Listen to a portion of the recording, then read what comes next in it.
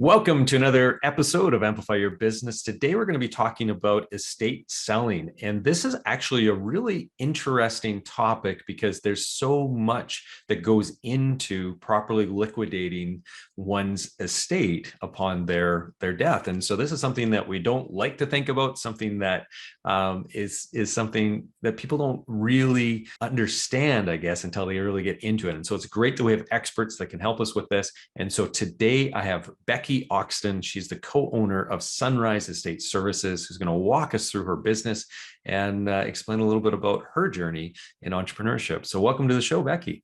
Thanks so much for having me. So Becky, right off the hop, what is it that you do at Sunrise Estate Services? How would you describe it? So at Sunrise Estate Services, we assist families and executors with liquidating the contents of an estate. So we go in and we inventory the contents and we sell it typically through online auctions, and we try to get the most value for the items that meant something to a family member. So in our previous or earlier conversation, you were saying that you kind of fit in this sweet spot in between some of the other options that are out there. Can you walk us through what those options are and how you are different than some of them? Yeah, absolutely. There are a lot of companies out there. There's a lot of different markets, like you had said, and we do fit right in the middle. So on one side of it, which is mostly what people know, is auctions. And so going through an auction house, they come in, they auction everything off, whether through live auctions. And then on the full other side, we have junk removal companies who will come in and clear out the entire estate.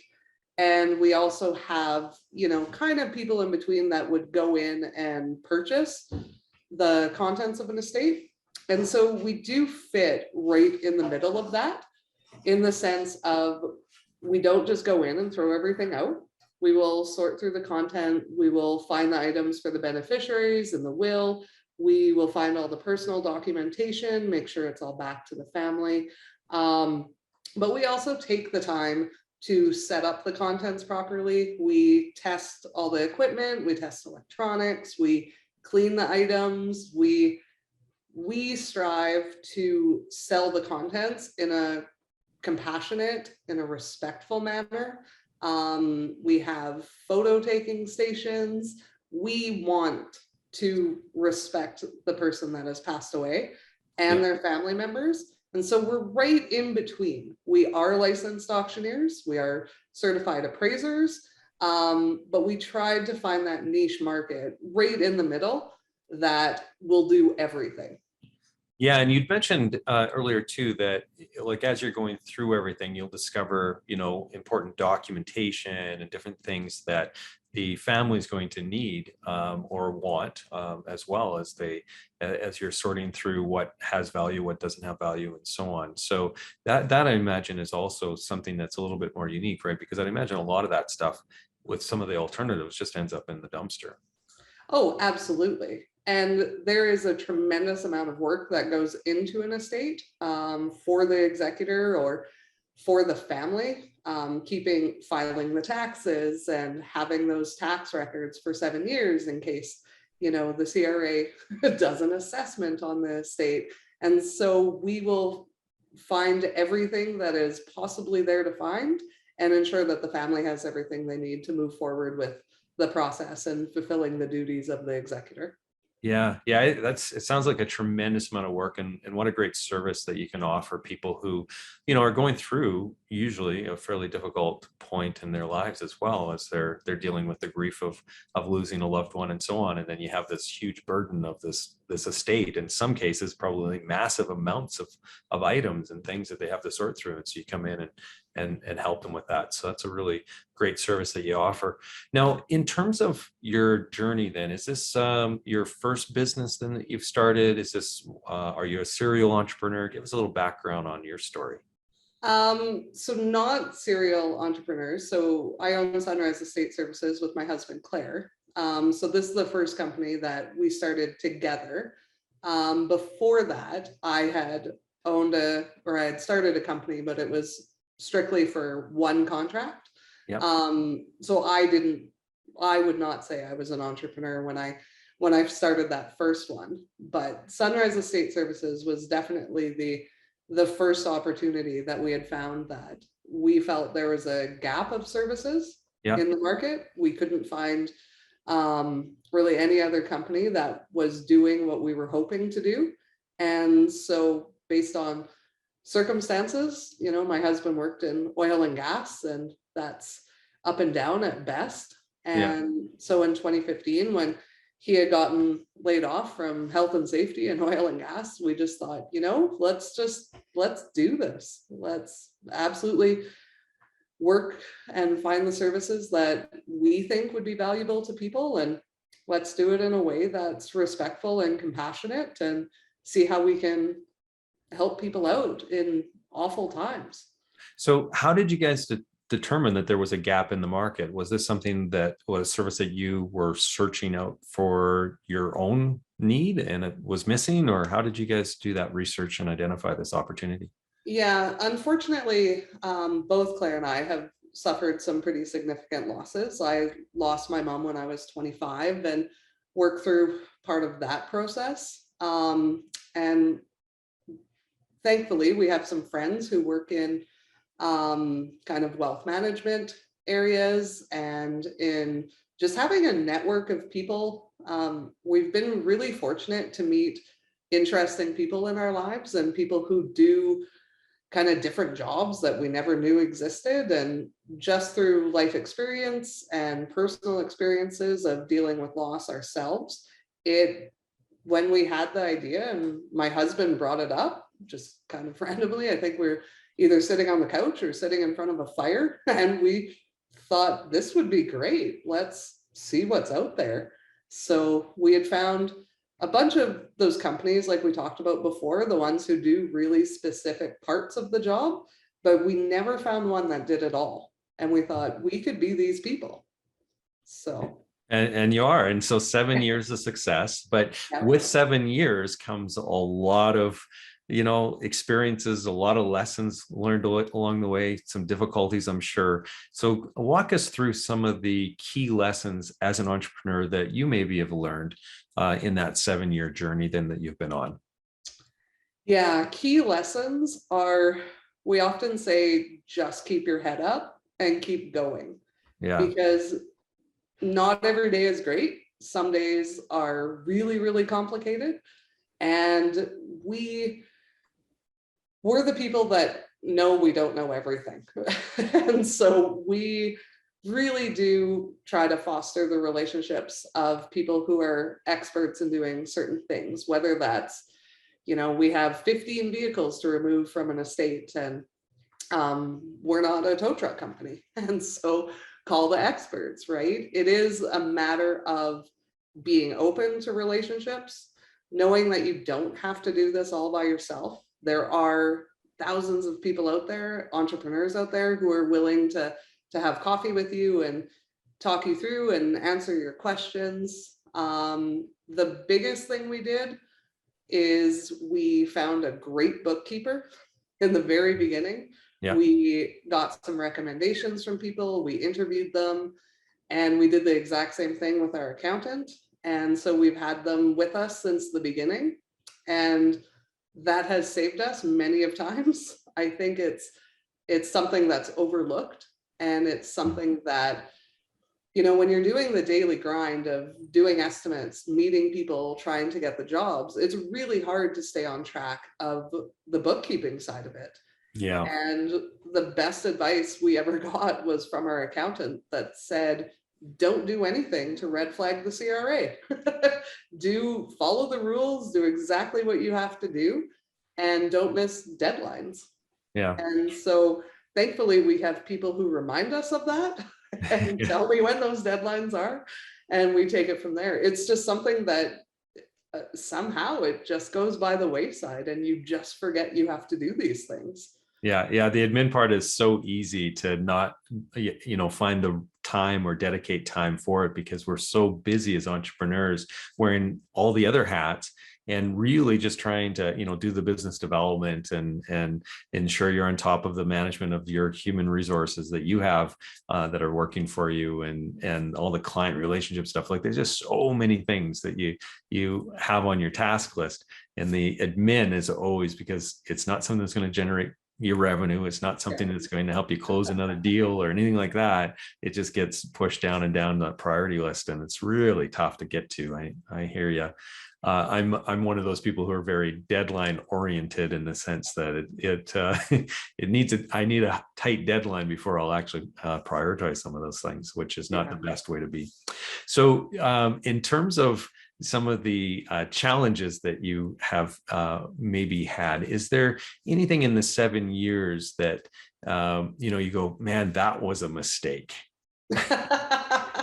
that maybe our audience might be able to learn from you, and those mistakes, and how to maybe avoid them. Yeah, that's a really good question. I find, to be honest, we do make, as everybody does, little mistakes throughout the day and throughout the job and things like that. Biggest mistake, my husband snuck into my office, so I'm going to look at him here to see what his biggest mistake is. It's so hard. It feels like there's many. A lot of it comes down to, I would say our biggest mistake is trying to do too much. Yeah. And we have always strived to set a standard for the content we sell, for how we sell it, for how it's respectful. And when we try to take on too much, because we always want to succeed, we always want to book that next job. And if we stretch ourselves too thin, we lose the quality control. And truthfully, it has happened on certain items in a sale. And that's probably I would say our biggest mistake. And so it's something that every job we used to work every weekend. We worked 7 days a week. We never said no to a job. And that's really hard on our personal lives. Like I said, I own the company with my husband. So we spend a lot of time together. And when it's all work all the time, and it gets hard. And so in order to maintain that quality control, we typically book jobs one at a time to ensure we can devote our attention to that one estate and that one person or that one family we're working with. And then we do also, on the personal side of it, try to have some sort of a balance. I think when we were first talking, I had mentioned that for 5 years, we ran Sunrise as a home-based business. We had lawnmowers and snowblowers under our kitchen table. We had a home office, we had laptops, and everything we did was work. And that's really great to start a company, but it is absolutely not sustainable. Yeah. So thankfully, we've been able to lease a shop and an office space in Spruce Grove, and we can have that bit of separation that work is at the office. We still answer our phones and things like that, but we're trying to get back to having a personal life, right? Yeah. So I would say our biggest mistake is taking on too much, trying to do it all, and realizing that we absolutely cannot do it. And so to ensure that we deliver the high quality that we want to, is to prioritize people and their estates and focus on one job at a time.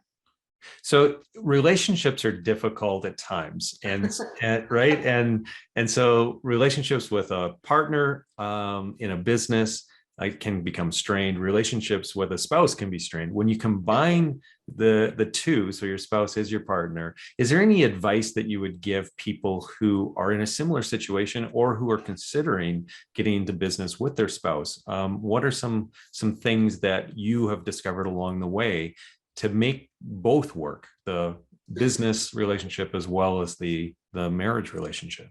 Yeah, don't do it. No, I'm just kidding. I'm just kidding. People have to think it through for sure. You have to understand that 90% of your personal marriage will be about work. And it will be that way for probably a significant amount of time. like I had said, it was at least 5 years. And we're just slowly transitioning into personal time is personal time, work time is work time.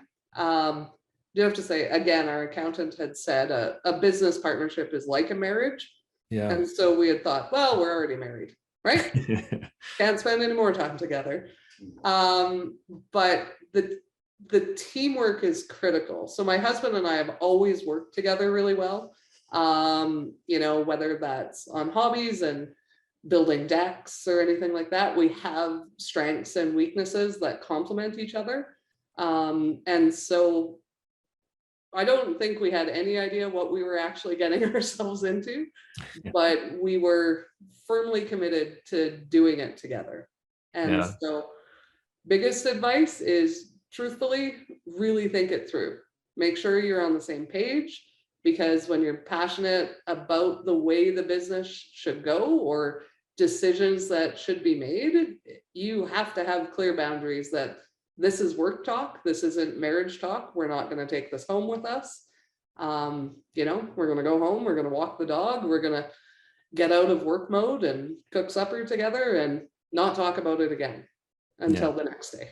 So just really think it through, try to have clear boundaries, have expectations for when to work, and how to ensure that you don't work all the time is critical.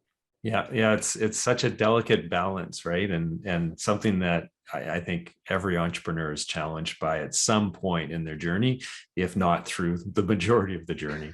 Yeah. So what do you think is going to be the key for the success of Sunrise Estate Services in the next, say, 3 to 5 years? What needs to happen? What are you going to do? Any strategies, any ideas, any thoughts that you can share with us in terms of what will be the key success factor for you?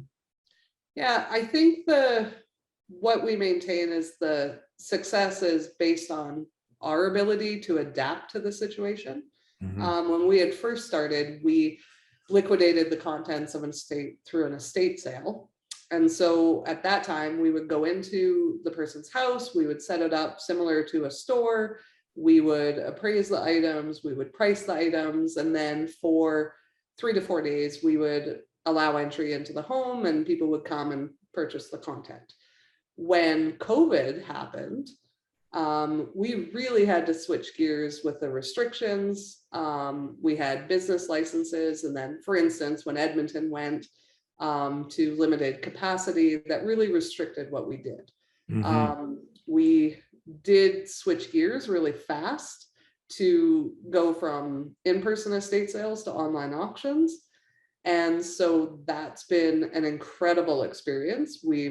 I've become an auctioneer through COVID. So that's pretty fun and interesting. And I think going forward, there's a lot of things technology-based with online auctions that are exciting. I was just working with the auction platform yesterday to talk about developing an app and using an app that's been developed. So we're going to test that out, things that we can do to have more reach in the marketplace. Currently, our online auctions are sometimes worldwide, depending on what we're selling.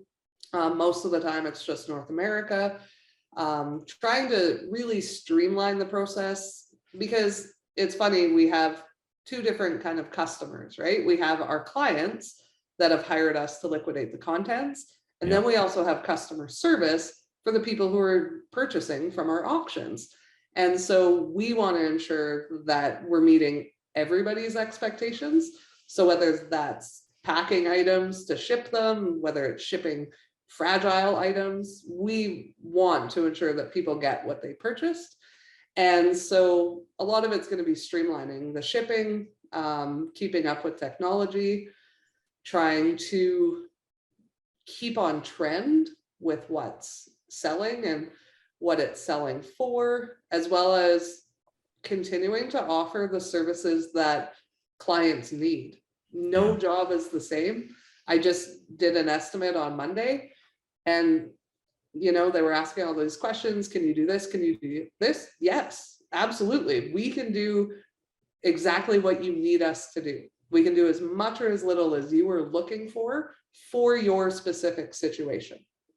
Estates have legalities that we have to worry about. They have wills and beneficiaries, and we can absolutely do that in the way that meets their unique situation. Even if Yeah. we've never done it before, we can absolutely figure out how to do it. Yeah. Yeah. It's a full service, right? That you're offering in a very unique space. And yeah, it's just, I find it really interesting, just the way that us entrepreneurs find those opportunities. And usually it's because we bumped up to something where it's like, there's a gap here. Yeah. And so it's really great to hear that you guys took some time and really thought through as you were thinking about entrepreneurship, thinking about what you might want to start together, and doing that research. And obviously you found some success. So 7 years and hopefully many, many more. So if people wanted to reach out to you to either engage you for your services or to ask you some questions about some of your experiences, how would they best reach you then? What's your best way to contact? Yeah, so if people go to sunriseestateservices.ca, you can contact us through our website. Our phone number is on there. Of course, we're all over social media. So same thing, Facebook, Instagram is all Sunrise Estate Services. And yeah, we're available anytime for people. Awesome. Well, thank you so much, Becky. I really appreciate you taking the time. And everybody who's watching this episode, if you enjoyed this one, there's a whole pile of them over in the archive at amplifyyourbusiness.ca. So head over there and check out some of the other episodes. And if you happen to be a business owner or entrepreneur who has a great story that you want to share, there's an application form on there as well that you can fill out so you can be a future guest potentially. So thank you again, Becky. I really appreciate you taking the time today. Thank you so much. Okay, that's a wrap, everybody. Hopefully you have a prosperous week. We'll talk to you in the next episode.